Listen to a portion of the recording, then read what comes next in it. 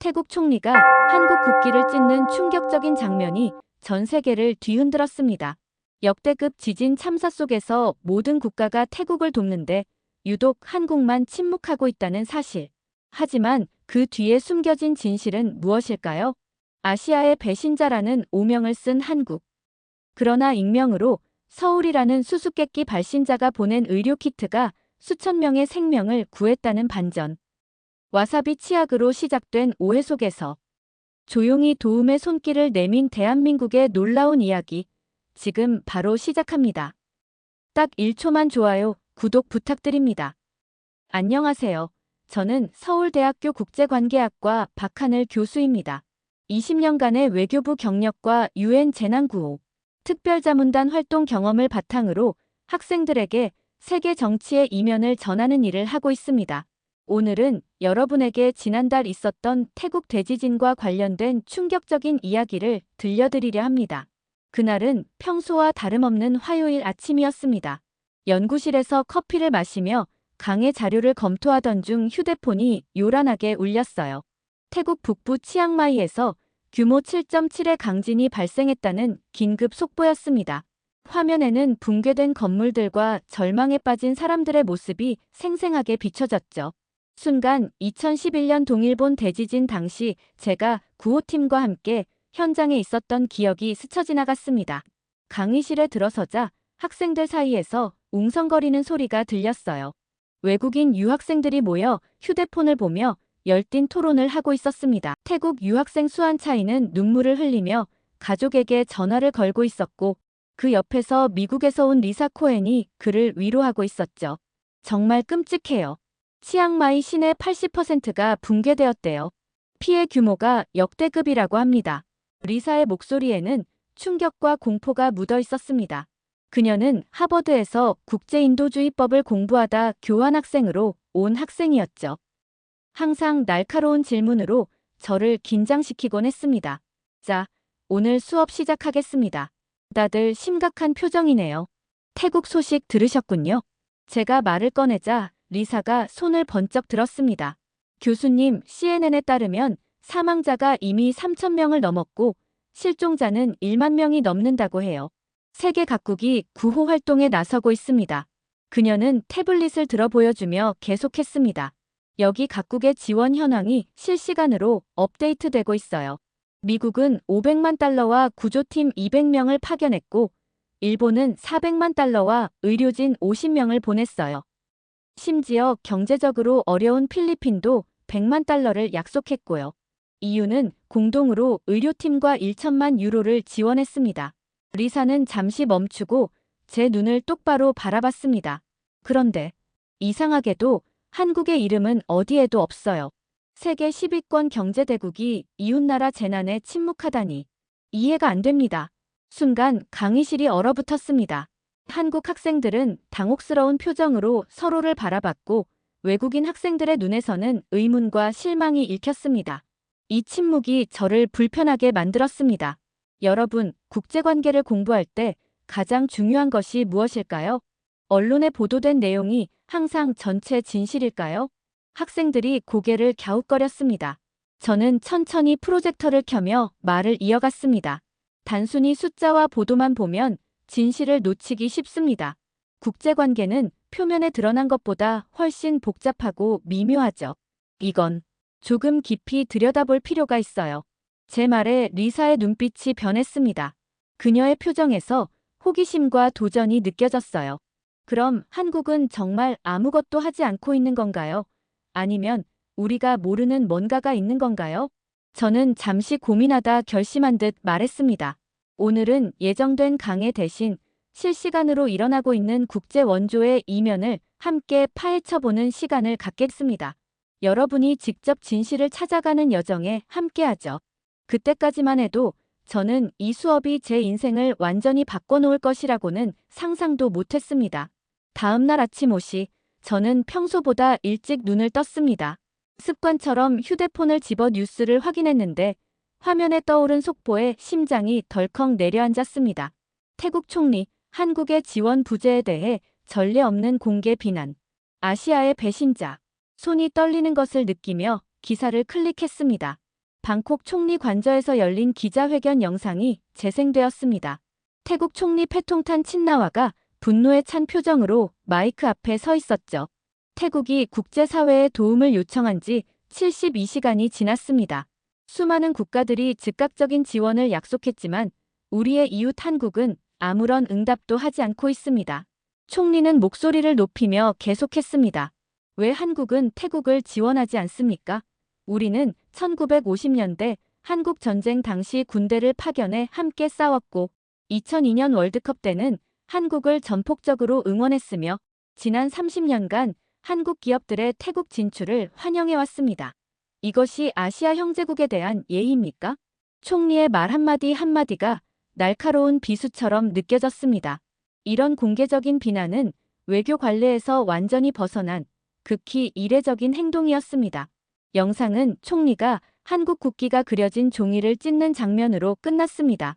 너무나 충격적인 광경에 숨이 막혔습니다.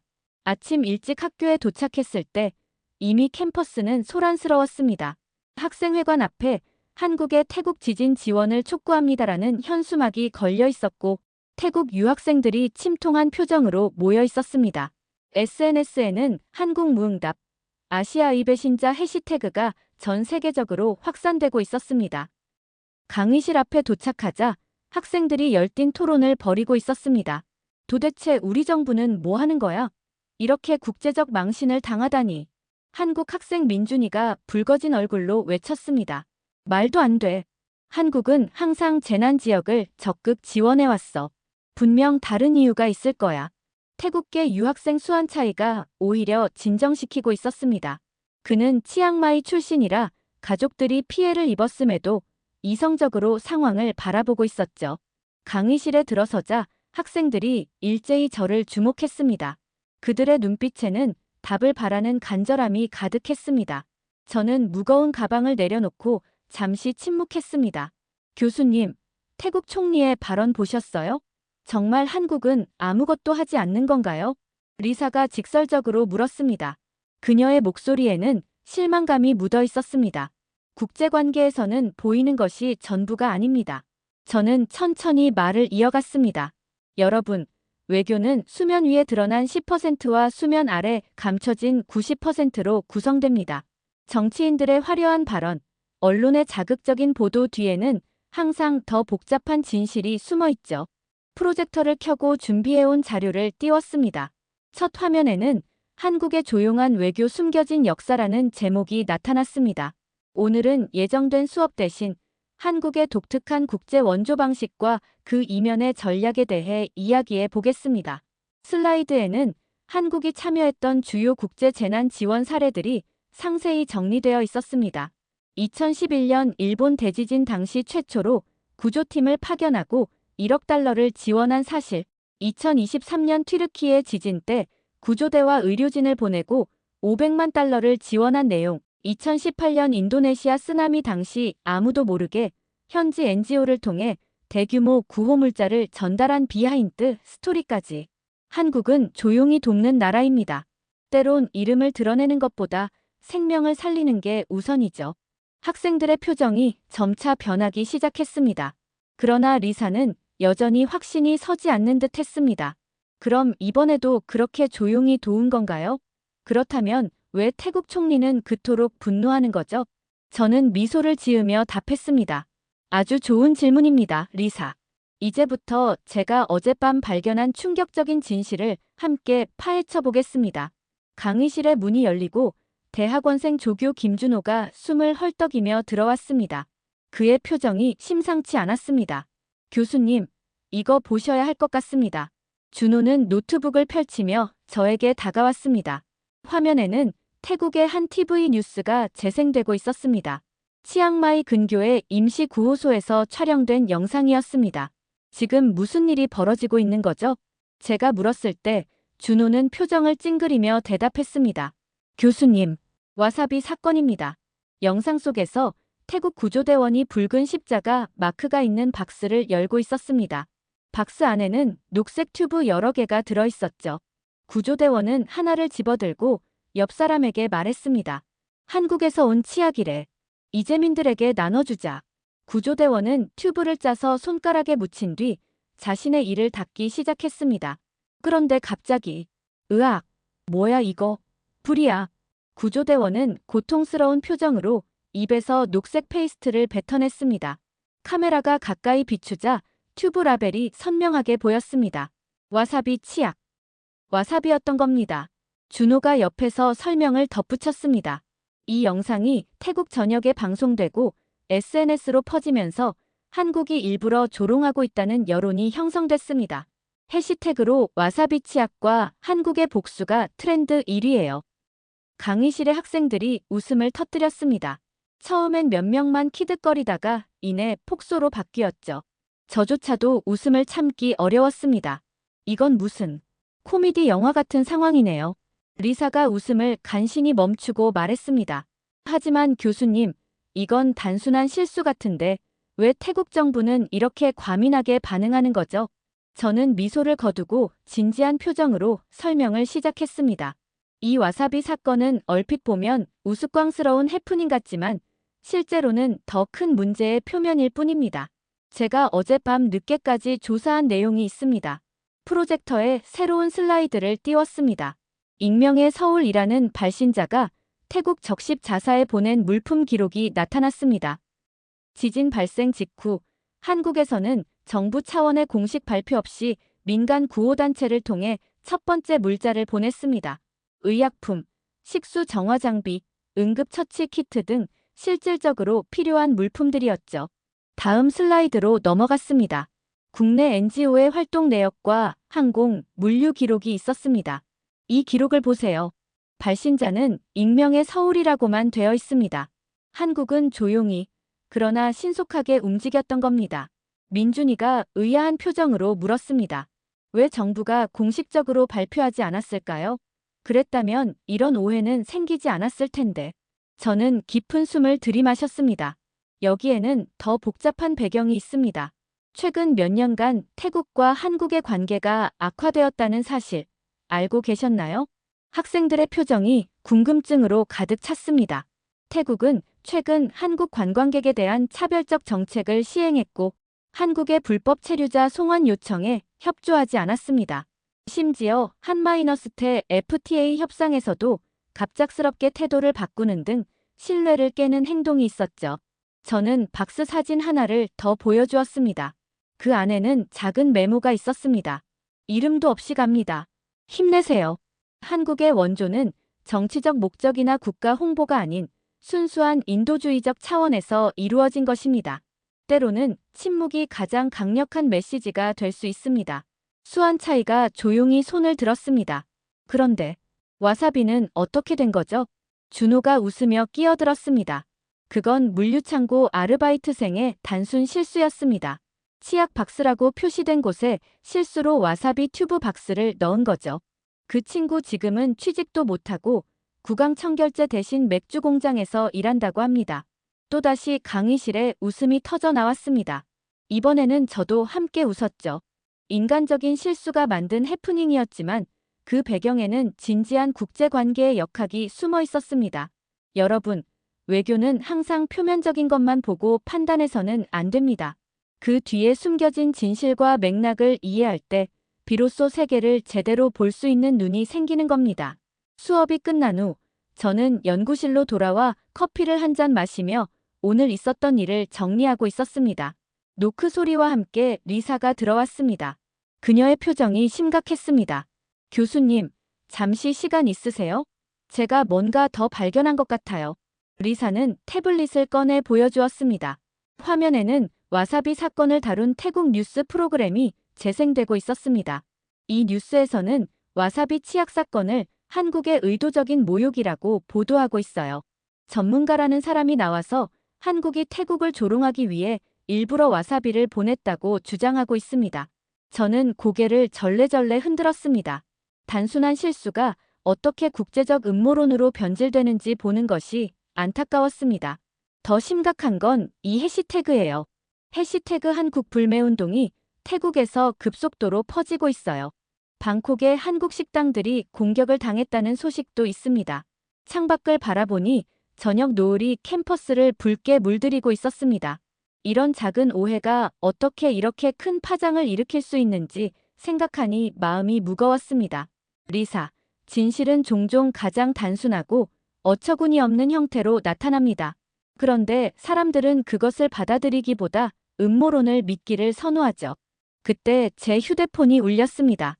외교부 국제협력과 윤성민 과장이었습니다. 그는 제 외교부 시절 동료였죠. 박 교수, 지금 뉴스 봤어? 와사비 치약 사건이 전 세계적으로 퍼지고 있어. 우리 부처는 지금 비상이야. 저는 한숨을 내쉬었습니다. 알고 있어요. 너무 말도 안 되는 상황이에요. 태국 정부의 반응은 어때요? 그게 더 최악이야. 태국 외교부가 공식 항의문을 보내왔어. 한국의 악의적인 치약 테러에 대한 사과를 요구하고 있어. 순간 웃음이 나오려다 말았습니다. 상황이 너무 황당해서 웃어야 할지 울어야 할지 모르겠다는 생각이 들었습니다. 그게 다가 아니야. SNS에서는 한국이 태국에 하나도 지원하지 않았다는 가짜뉴스가 계속 퍼지고 있어. 우리가 익명으로 보낸 의료품, 식량, 텐트 등 실질적인 지원은 완전히 무시당하고 있지. 리사가 제 표정을 살피며 물었습니다.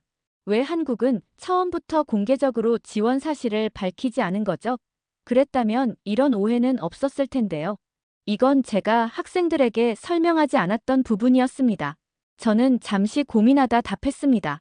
한국 정부는 일종의 실험을 하고 있었어요. 태국이 지난 2년간 한국에 보인 태도에 대한 조용한 메시지랄까요? 윤 과장의 목소리가 다시 들렸습니다. 박 교수, 우리는 당신의 도움이 필요해. 태국 언론과 인터뷰를 해줄 수 있을까? 당신은 현지 상황도 잘 알고 두 나라 관계도 누구보다 잘 이해하고 있잖아. 저는 잠시 생각에 잠겼습니다.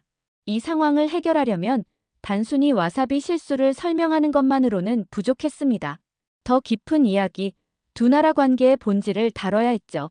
알겠습니다. 인터뷰하겠습니다. 하지만 제 방식대로요. 통화를 마치고 리사를 바라보니 그녀의 눈에 호기심이 가득했습니다. 교수님, 제가 도울 일이 있을까요?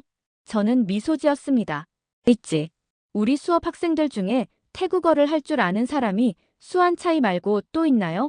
태국 방콕 국영방송국 스튜디오. 생방송 5분 전이었습니다. 저는 화장실 거울 앞에서 넥타이를 정리하며 깊은 숨을 들이마셨습니다. 수완차이가 옆에서 도움을 주고 있었고 리사는 긴장된 표정으로 태블릿에 준비한 자료들을 다시 확인하고 있었습니다. 교수님, 준비 다 되셨나요? 이제 곧 시작입니다. 태국 방송국 PD가 영어로 저에게 말했습니다. 저는 고개를 끄덕였습니다. 네, 준비됐습니다. 스튜디오로 들어서자 마치 재판정에 선 것처럼 느껴졌습니다.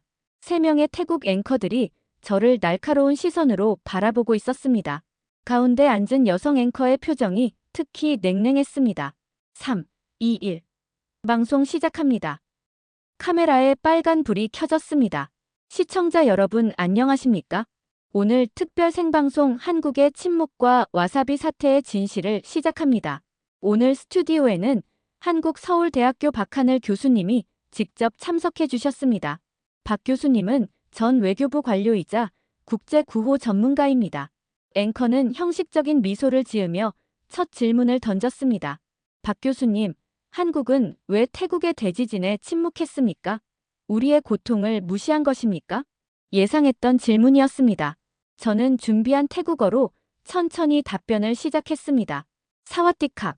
태국 국민 여러분, 먼저 지진으로 고통받으신 모든 분들께 깊은 위로를 전합니다. 앵커들의 표정이 살짝 바뀌었습니다. 제가 태국어로 인사하리라고는 예상하지 못했던 것 같았습니다. 한국은 침묵하지 않았습니다. 다만 조용히 도왔을 뿐입니다. 지진 발생 6시간 만에 첫 구호물자가 치앙마이에 도착했습니다. 발신자는 익명 서울이었죠. 저는 리사에게 신호를 보냈습니다. 그녀가 준비한 자료를 방송국 기술팀에게 건넸고 곧 화면에 여러 문서와 사진들이 나타났습니다. 이것은 태국 적십 자사에 도착한 의료 물품 목록입니다. 그리고 이것은 한국 NGO들이 태국 현지에서 활동하는 모습입니다. 우리는 이름 없이 그러나 실질적인 도움을 전달했습니다. 여성 앵커가 의심스러운 눈빛으로 물었습니다. 그렇다면 와사비 사건은 어떻게 설명하시겠습니까? 이것이 단순한 실수라고 믿으라는 겁니까? 이 질문을 위해 특별히 준비했습니다. 저는 잠시 침묵한 후 진지한 표정으로 말했습니다. 와사비 사건은 물류창고 아르바이트생의 실수였습니다. 그는 지금 이 사건 때문에 일자리도 잃고 심각한 우울증을 앓고 있습니다. 그의 가족 중에는 태국 이민자도 있어요. 그는 결코 태국을 모욕할 의도가 없었습니다. 그리고 제가 준비한 결정적인 영상을 보여주었습니다. 그 아르바이트생이 직접 사과하는 인터뷰였습니다. 죄송합니다. 정말 제 실수였습니다. 저는 태국을 사랑합니다. 제 할머니가 태국 분이세요. 이런 큰 문제가 될 줄 몰랐습니다. 스튜디오가 조용해졌습니다. 방송을 보고 있는 태국 시청자들의 마음이 조금씩 누그러지는 것을 느낄 수 있었습니다. 하지만 더 중요한 이야기가 있습니다. 저는 마지막 자료를 보여주었습니다. 태국 북부 한 병원에서 한국의 의료 키트로 치료받고 회복 중인 아이들의 모습이었습니다. 이름 없이 도움을 준 한국 물자 덕분에 살아난 아이들입니다. 우리는 정치가 아닌 인간으로서 돕고 싶었습니다. 때로는 진심은 침묵 속에 있기도 합니다. 몇 초간 아무도 말하지 않았습니다. 그때 방송국으로 한 통의 영상 전화가 걸려왔습니다. 태국 북부의 한 작은 마을에서 온 전화였습니다. 화면에는 작은 소녀가 있었습니다. 안녕하세요. 제 이름은 말리입니다. 저는 치앙마이 근처 마을에 살아요. 소녀의 목소리는 떨리고 있었지만 그녀의 눈빛은 강인했습니다. 그녀의 이마에는 아직 아물지 않은 상처가 있었고 왼팔은 붕대로 감겨 있었습니다. 지진이 났을 때 저는 학교에 있었어요. 건물이 무너지고 친구들이 비명을 질렀어요. 저는 무너진 벽 아래 갇혔고 몇 시간 동안 어둠 속에 있었습니다. 구조대가 저를 발견했을 때 저는 이미 많은 피를 잃었대요. 말리의 이야기에 스튜디오의 모든 사람들이 숨을 죽였습니다. 여성 앵커의 눈에 눈물이 고이는 것이 보였습니다. 의사 선생님이 말씀하셨어요. 한국에서 온 특별한 의료 키트가 저를 살렸다고요. 그 키트에 있던 지혈제와 항생제가 없었다면 저는 살아남지 못했을 거래요. 말리는 화면을 통해 고개를 숙여 인사했습니다. 소녀의 영혼은 서툴렀지만 그 진심은 완벽하게 전달되었습니다. 스튜디오는 완전한 침묵에 휩싸였습니다. 생방송 중간에 갑자기 들어온 이 영상 전화는 계획에 없던 일이었습니다. 그러나 이보다 더 강력한 메시지는 없었을 겁니다. 말리의 순수한 감사 인사가 어떤 정치적 설명보다 강력했습니다. 저는 말리를 향해 미소 지었습니다. 말리야, 내가 무사해서 정말 다행이구나. 빨리 나아서 학교에 다시 갈 수 있길 바랄게. 여성 앵커가 저에게 다시 질문했습니다. 그러나 이번에는 그녀의 어조가 완전히 달라져 있었습니다. 박 교수님, 한국의 이런 조용한 지원 방식에는 특별한 철학이 있나요? 저는 고개를 끄덕였습니다. 진실이란 늘 표면적으로 드러나는 것이 아닙니다. 한국은 5,000년의 역사 속에서 화려함보다는 내실을, 말보다는 행동을 중요시해왔습니다. 지원을 하면서 이름을 내세우지 않는 것은 진정 필요한 곳에 도움이 닿기를 바라는 마음에서 비롯됩니다. 방송이 끝난 후 저는 스튜디오를 나서며 깊은 안도감을 느꼈습니다. 리사와 수안차이가 기쁜 표정으로 달려왔습니다. 교수님, 지금 SNS를 봤어요. 태국 전역에서 새로운 해시태그가 트렌드예요. 해시태그 한국 사랑에 조용한 영웅들이래요. 저는 미소를 지었습니다. 작은 오해가 만든 국제적 갈등이 한 아이의 진심 어린 감사로 해소되는 순간을 목격한 것입니다. 호텔로 돌아가는 차 안에서 저는 창밖으로 방콕의 야경을 바라보며 생각했습니다. 국가 간의 관계도 결국은 인간 사이의 관계와 다르지 않다는 사실을, 진심은 언제나 통한다는 진리를. 태국 방콕 국영방송국 스튜디오. 생방송 5분 전이었습니다. 저는 화장실 거울 앞에서 넥타이를 정리하며 깊은 숨을 들이마셨습니다. 수안차이가 옆에서 도움을 주고 있었고 리사는 긴장된 표정으로 태블릿에 준비한 자료들을 다시 확인하고 있었습니다. 교수님, 준비 다 되셨나요? 이제 곧 시작입니다. 태국 방송국 PD가 영어로 저에게 말했습니다. 저는 고개를 끄덕였습니다. 네, 준비됐습니다. 스튜디오로 들어서자 마치 재판정에 선 것처럼 느껴졌습니다. 3명의 태국 앵커들이 저를 날카로운 시선으로 바라보고 있었습니다. 가운데 앉은 여성 앵커의 표정이 특히 냉랭했습니다. 카메라에 빨간 불이 켜졌습니다. 시청자 여러분 안녕하십니까? 오늘 특별 생방송 한국의 침묵과 와사비 사태의 진실을 시작합니다. 오늘 스튜디오에는 한국 서울대학교 박하늘 교수님이 직접 참석해 주셨습니다. 박 교수님은 전 외교부 관료이자 국제구호 전문가입니다. 앵커는 형식적인 미소를 지으며 첫 질문을 던졌습니다. 박 교수님, 한국은 왜 태국의 대지진에 침묵했습니까?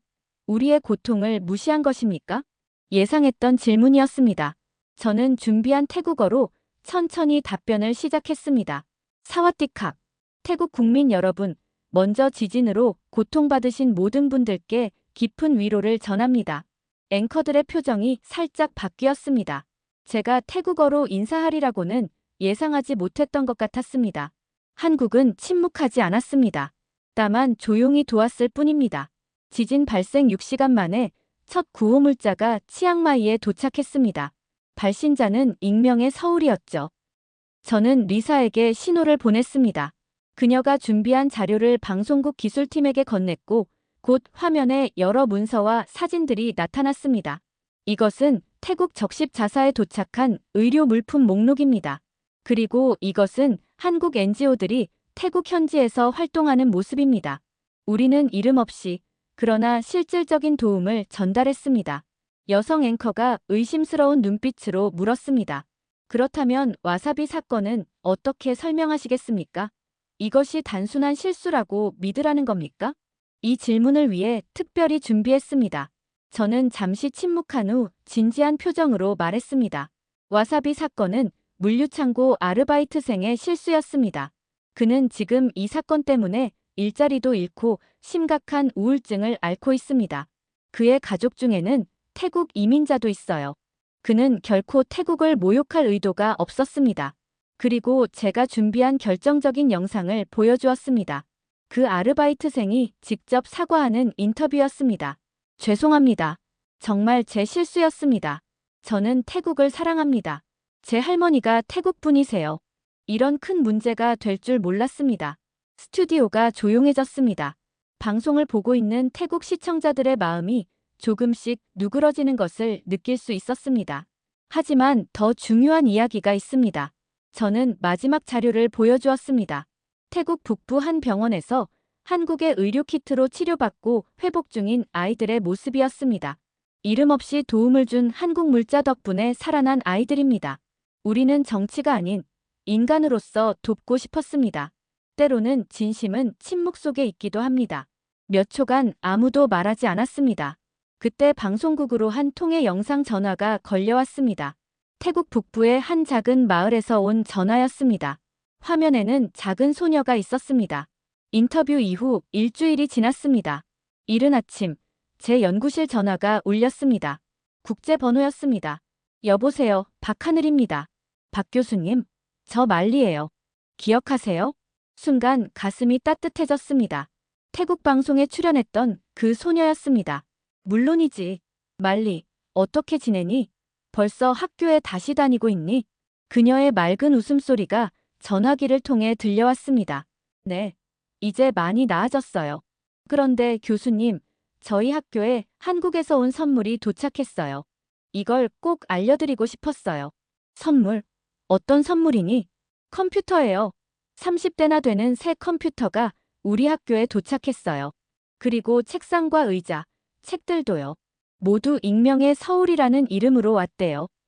저는 미소를 지었습니다. 제가 방송에서 한국의 조용한 지원에 대해 이야기한 후 많은 한국 기업들이 태국 지진 피해 지역 돕기에 동참했던 것입니다. 정말 기쁘구나, 말리. 너희 학교가 다시 활기를 찾았겠네. 네. 그런데 더 신기한 일이 있어요. 와사비 튜브를 사용했던 그 구조대원이 우리 마을에 왔어요. 그분이 지금 저희 학교에서 한국어를 가르쳐주고 계세요. 저는 깜짝 놀랐습니다.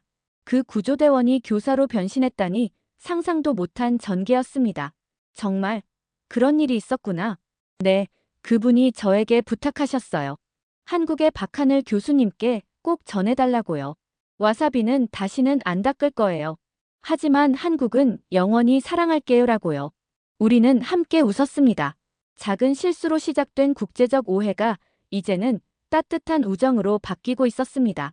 전화를 끊고 창밖을 바라보니 캠퍼스에는 벚꽃이 흩날리고 있었습니다.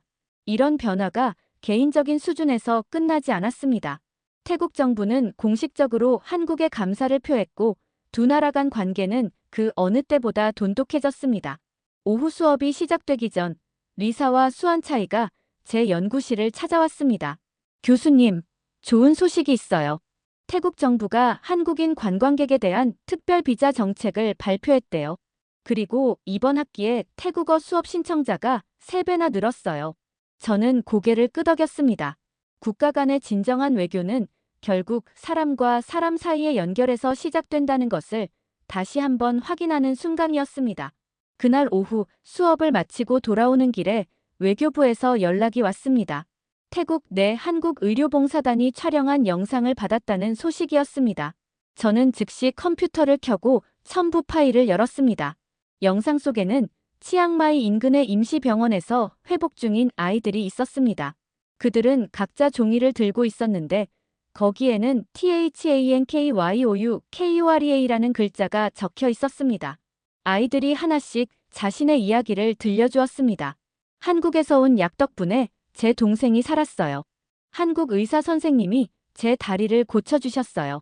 한국에서 온 텐트 덕분에 우리 가족이 비를 피할 수 있었어요.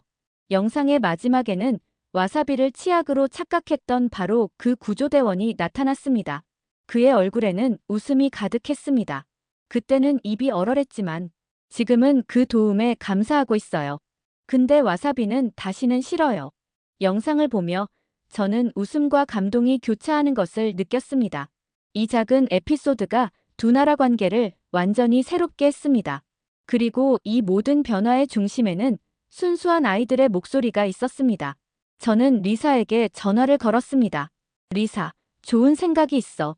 우리 학생들이 태국 아이들에게 답장을 보내는 건 어떨까? 영상 편지로 말이야. 멋진 아이디어예요, 교수님. 제가 지금 바로 추진할게요. 태국의 아이들이 전한 진심이 이제는 한국의 아이들에게로 그리고 다시 태국으로 이어질 것입니다. 이것이야말로 진정한 조용한 외교의 모습이 아닐까요? 인터뷰 이후 한 달이 지났습니다. 청와대에서 연락이 왔습니다. 대통령이 저를 만나고 싶다는 것이었습니다. 저는 다음 날 청와대로 향했습니다. 박 교수님, 태국 사태를 멋지게 해결해 주셨군요. 당신의 전문성과 통찰력이 큰 도움이 되었습니다. 대통령은 제 손을 따뜻하게 잡았습니다. 그리고 이어진 말에 저는 깜짝 놀랐습니다. 외교부 장관으로 일해보지 않겠습니까? 지금은 한국 외교의 새로운 패러다임이 필요한 때입니다. 저는 잠시 망설였습니다. 학자로서의 삶을 떠나 정치의 세계로 들어간다는 것은 큰 변화였습니다. 그러나 이번 태국 사태를 겪으며 내린 결론이 있었습니다. 감사합니다, 대통령님. 제가 배운 교훈을 실천할 기회를 주신다면 기꺼이 받아들이겠습니다. 다음 날, 저는 학생들에게 마지막 강의를 했습니다. 리사와 수안차이는 눈물을 글썽이고 있었습니다. 학생 여러분, 오늘이 마지막 수업입니다. 하지만 우리가 함께 경험한 이 여정은 영원히 기억될 것입니다. 와사비 한 튜브가 국제 외교를 어떻게 변화시킬 수 있는지 우리는 직접 목격했습니다. 강의실에서 박수 소리가 터져 나왔습니다. 저는 마지막 슬라이드를 보여주었습니다. 그곳에는 한국과 태국의 국기가 나란히 있었고 그 아래에는 조용한 외교 진심은 말보다 행동으로라는 문구가 쓰여 있었습니다. 외교란 화려한 연설이나 대형 행사가 아닙니다. 진정한 외교는 이름 없이 전하는 진심, 표면 아래 흐르는 인간의 그리고 상대를 진정으로 이해하려는 노력에 있습니다. 강의를 마치고 연구실로 돌아와 짐을 정리하는데 문득 태국에서 온 편지가 눈에 띄었습니다. 저는 봉투를 열었습니다. 그 안에는 말리의 그림이 있었습니다. 해맑게 웃는 아이들과 그들 뒤로 한국과 태국의 국기가 그려져 있었습니다. 그림 아래에는 서툴지만 정성 어린 글씨로 이렇게 적혀 있었습니다. 친구는 가장 필요할 때 조용히 도와주는 사람이에요. 고맙습니다, 한국. 저는 그 그림을 제 새 사무실에 걸기로 했습니다. 매일 아침 그것을 보며 외교의 진정한 의미를 되새기기 위해서였습니다.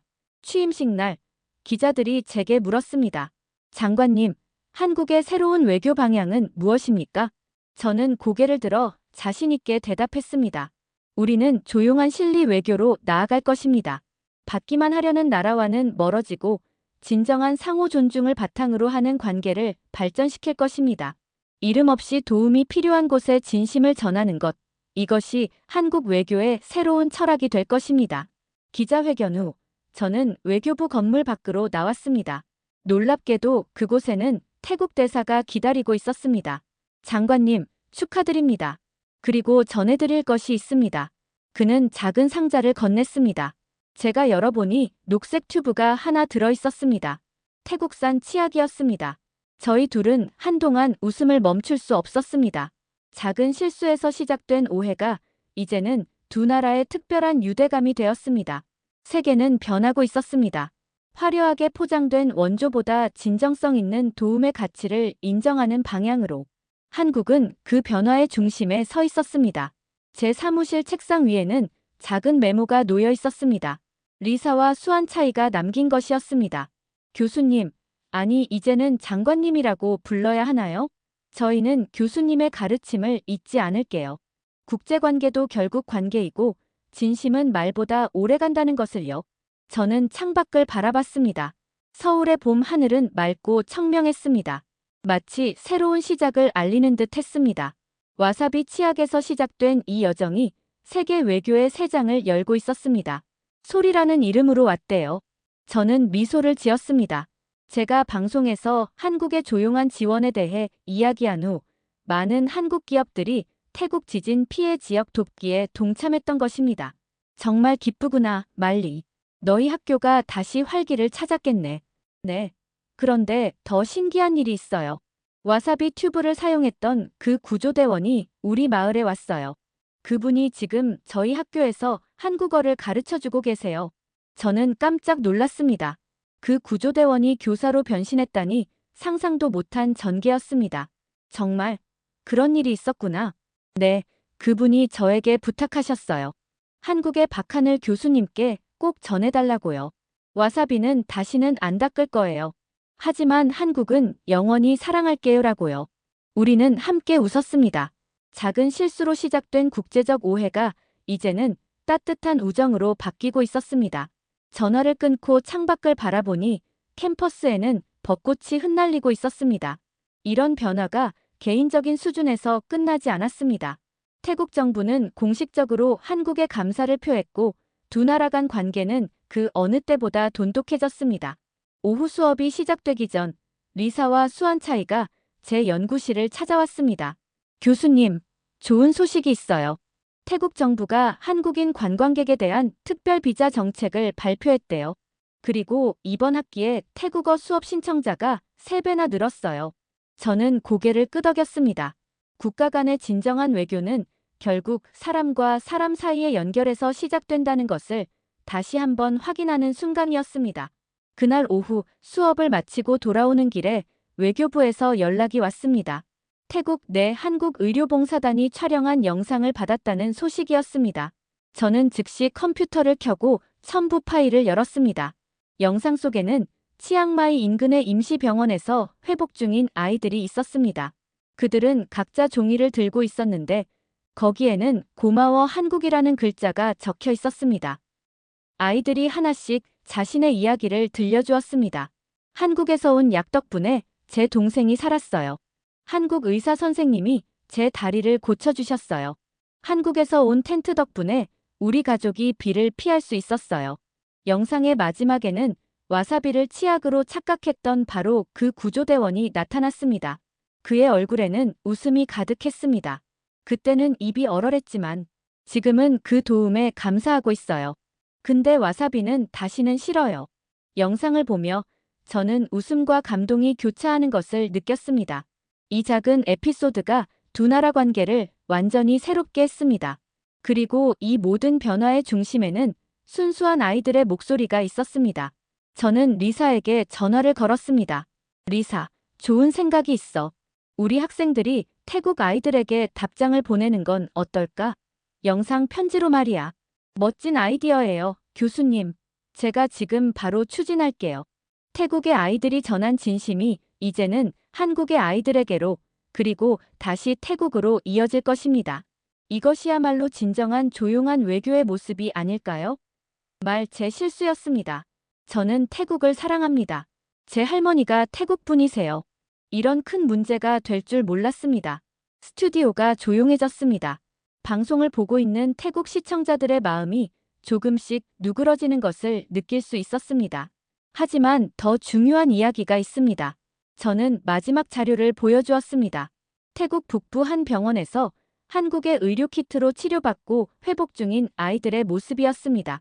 이름 없이 도움을 준 한국 물자 덕분에 살아난 아이들입니다. 우리는 정치가 아닌 인간으로서 돕고 싶었습니다. 때로는 진심은 침묵 속에 있기도 합니다. 몇 초간 아무도 말하지 않았습니다. 그때 방송국으로 한 통의 영상 전화가 걸려왔습니다. 태국 북부의 한 작은 마을에서 온 전화였습니다.